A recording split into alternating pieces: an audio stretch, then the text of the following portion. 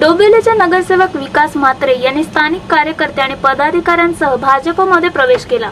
स्थानिक प्रश्नांबाबत जेव्हा त्यांनी पक्षश्रेष्ठींशी चर्चा केली तेव्हा त्यांना आश्वासनच मिळाली, पण त्या आश्वासनाबाबत पुन्हा तो विषय ना चर्चेतला होता ना त्याबाबत पूर्तता झाली। त्यामुळे नाराज झालेल्या या नगरसेवकांनी भाजपची वाट धरली।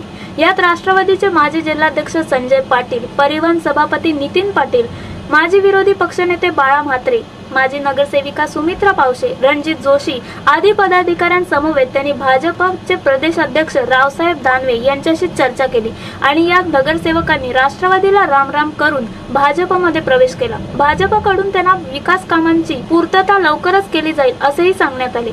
Bureau report, India TV news.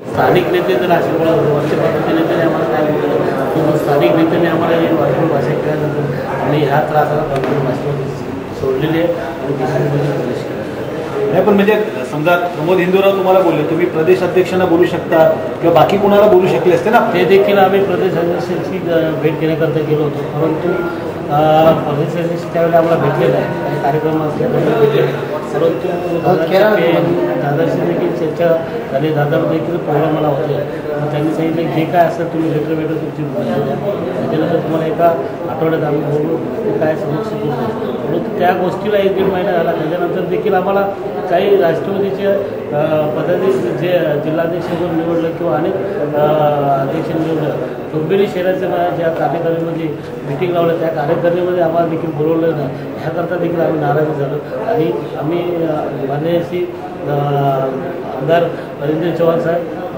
Sandeep Kathore मान्यश्री यांच्या मार्गदर्शनाखाली आम्ही स्वतः असा देखील निर्णय घेतला आणि आमचे सर्व 5 ते 6 सदस्यांनी कोण नगरसेवक गेले भाजपमध्ये?